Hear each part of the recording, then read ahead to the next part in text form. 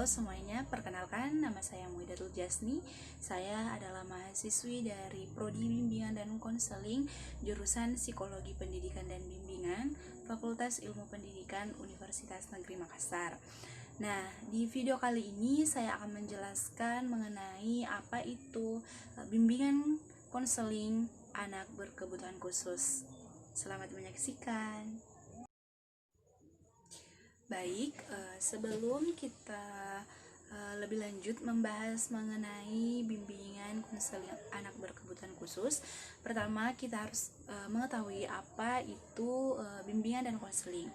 Jadi, bimbingan dan konseling adalah pelayanan bantuan untuk peserta didik, baik itu secara perorangan maupun secara berkelompok, agar peserta didik atau individu mampu mandiri dan berkembang secara optimal, baik itu dalam bidang pribadi, bidang karir, sosial, maupun belajar. Nah, berdasarkan pengertian itu, maka dapat kita ambil kesimpulan mengenai apa itu bimbingan konseling anak berkebutuhan khusus. Nah, bimbingan dan konseling bagi anak berkebutuhan khusus adalah suatu kegiatan pelayanan bantuan kepada anak berkebutuhan khusus di sekolah yang dilaksanakan oleh guru BK atau konselor secara terencana, terorganisir, dan terkoordinasi, yang dilaksanakan pada periode tertentu, teratur, berkesinambungan, dan berkelanjutan. Nah, pelaksanaan konseling terhadap anak berkebutuhan khusus pada umumnya terjadi dan dipelajari pada aktivitas di dunia pendidikan. Rata-rata di sekolah-sekolah luar biasa, sekolah untuk anak autis, sekolah inklusi, dan pendidikan khusus anak berkebutuhan khusus lainnya yang membutuhkan pelayanan konselor. Selanjutnya yaitu tujuan dan fungsi dari bimbingan konseling anak berkebutuhan khusus. Yang pertama, tujuan. Nah, tujuannya ini terdiri dari tujuan umum, di mana tujuan bimbingan dan konseling bagi anak berkebutuhan khusus adalah untuk membantu anak berkebutuhan khusus dalam mengembangkan diri dan menyesuaikan diri dengan lingkungannya secara optimal, sesuai dengan hambatan, gangguan, dan kelainan yang dimiliki anak berkebutuhan khusus tersebut. Sedangkan fungsinya terdiri dari dua.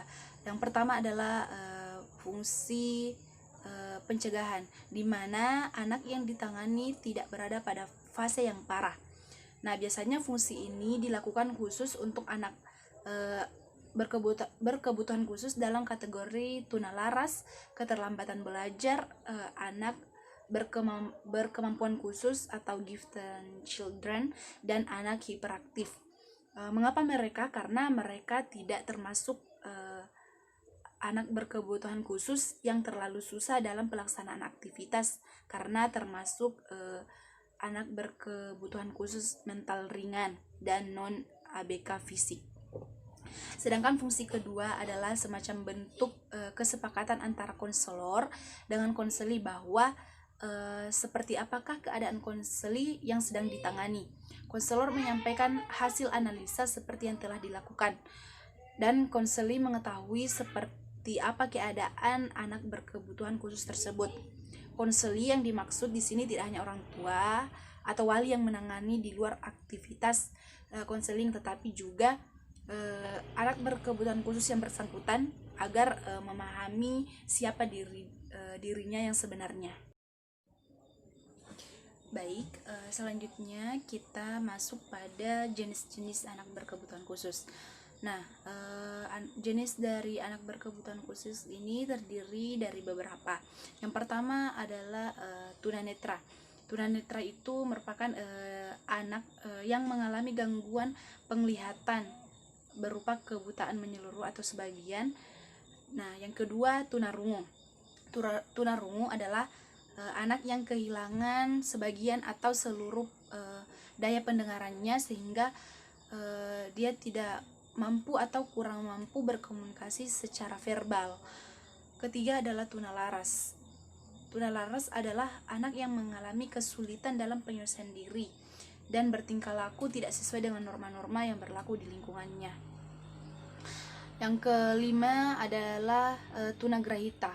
Tunagrahita merupakan adalah anak yang secara nyata memiliki hambatan dan keterbelakangan mental jauh di bawah rata-rata, yaitu memiliki IQ di bawah 70, sehingga anak ini mengalami kesulitan dalam tugas-tugas akademik dan non-akademik. Dan selanjutnya yaitu tunadaksa. Tunadaksa artinya mengalami kelainan anggota tubuh atau gerakan atau cacat fisik. Selanjutnya yaitu anak berbakat. Nah, adalah anak yang memiliki potensi kecerdasan dan kreativitas di atas anak-anak seusianya atau di atas anak normal. Selanjutnya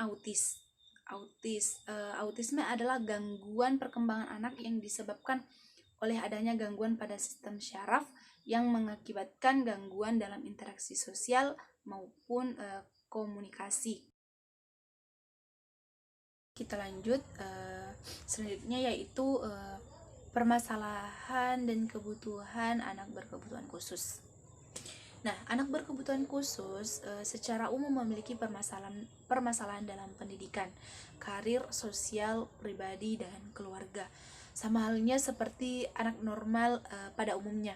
Anak berkebutuhan khusus juga memiliki kebutuhan-kebutuhan pokok dan harus terpenuhi. Adapun kebutuhan yang harus terpenuhi dari anak berkebutuhan khusus ini, yang pertama adalah kebutuhan psikologi, yaitu lapar, haus, dan lain sebagainya. Yang kedua adalah kebutuhan keamanan, di mana dia membutuhkan rasa aman, nyaman, dan jauh dari bahaya. Ketiga adalah rasa memiliki dan cinta, di mana dia juga membutuhkan orang lain, ingin diterima dan merasa dimiliki. Dan yang keempat adalah kebutuhan dihargai, yaitu untuk mencapai kompeten dan mendapatkan persetujuan dan pengakuan. Kelima adalah kebutuhan estetika, yaitu simetri, keteraturan, dan keindahan. Dan yang terakhir adalah aktualisasi diri, di mana anak berkebutuhan khusus menemukan pemenuhan diri dan menyadari potensi diri. Selanjutnya adalah pemahaman anak berkebutuhan khusus sebagai seorang individu.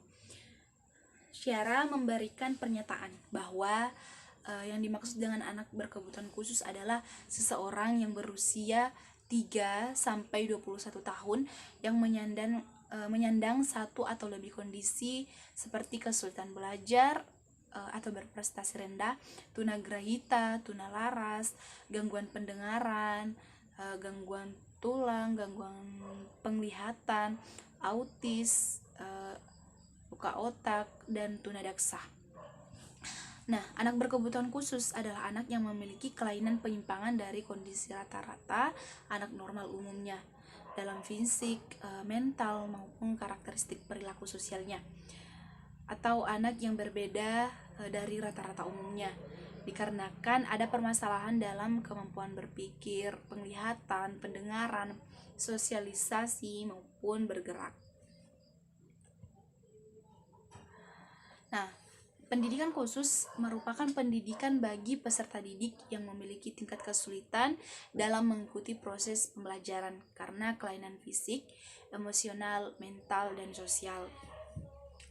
Ketetapan dalam Undang-Undang Nomor 20 Tahun 2003 tersebut bagi anak penyandang kelainan sangat berarti karena memberi landasan yang kuat bahwa anak berkelainan yang memperoleh kesempatan yang sama sebagaimana yang diberikan kepada anak normal lainnya dalam hal pendidikan dan pengajaran.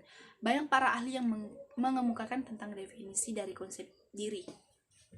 Di antaranya adalah Seifert dan Hoffnung yang mengidentifikasi bahwa konsep diri adalah pemahaman diri, yakni suatu pemahaman mengenai diri atau ide tentang diri sendiri.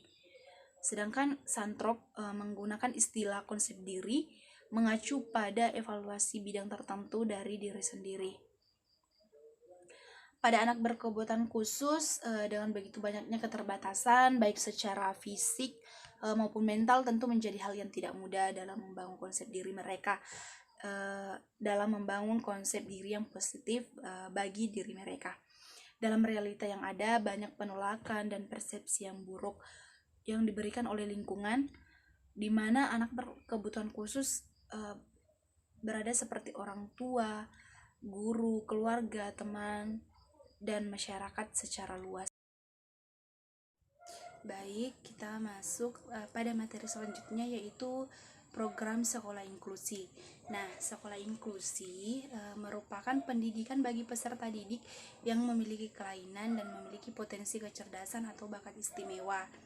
Pendidikan inklusi adalah salah satu program dari kebijakan pemerintah untuk memberikan pelayanan bagi anak berkebutuhan khusus untuk menempuh pendidikan reguler seperti anak-anak normal lainnya. Tujuan dari pendidikan inklusi ini yaitu pertama memberikan kesempatan yang seluas-luasnya kepada semua anak, termasuk anak berkebutuhan khusus, untuk mendapatkan pendidikan yang layak sesuai dengan kebutuhannya. Kedua yaitu membantu mempercepat program wajib belajar pendidikan dasar. Ketiga, membantu meningkatkan mutu pendidikan dasar dan menengah dengan menekan angka tinggal kelas dan putus sekolah.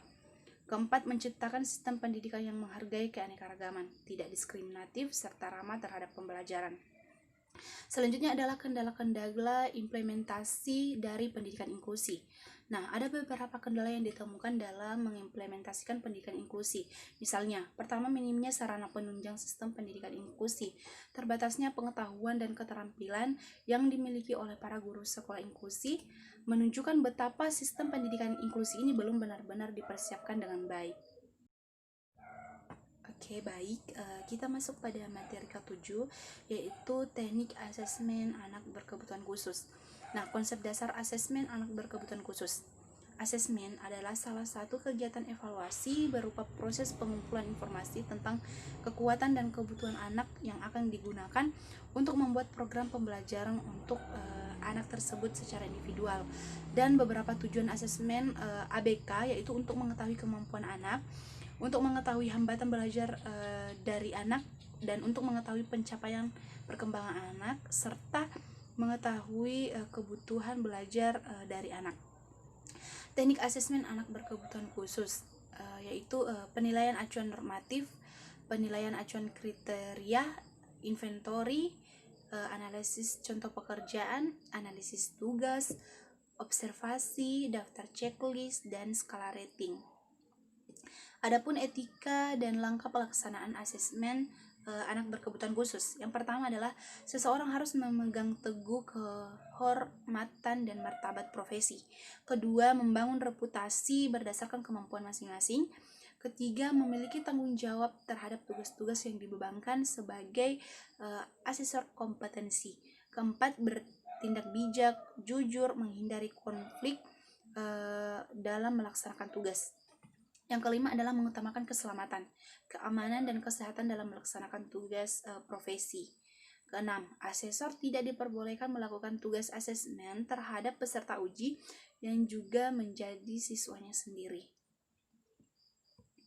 Nah, selanjutnya adalah materi mengenai model dan teknik anak berkebutuhan khusus.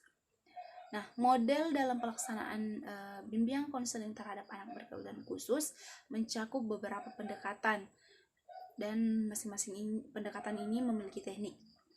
Nah, adapun pendekatan yang pertama adalah pendekatan individu, di mana dalam pelaksanaannya dapat dilakukan kepada konseli secara langsung atau bisa menggali informasi kepada dari orang tua atau orang lain yang mengantarnya kepada Anda selaku konselor anak berkebutuhan khusus. Nah, yang kedua, pendekatan tingkah laku. Nah, pendekatan model seperti ini dapat digunakan sebagai fase pendekatan kedua dalam pelayanan konseling.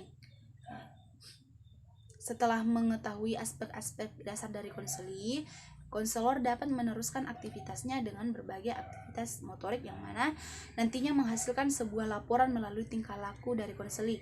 Namun di lain hal, cara pendekatan semacam ini dapat dilakukan ketika pendekatan secara individual gagal dilakukan atau hasilnya tidak maksimal.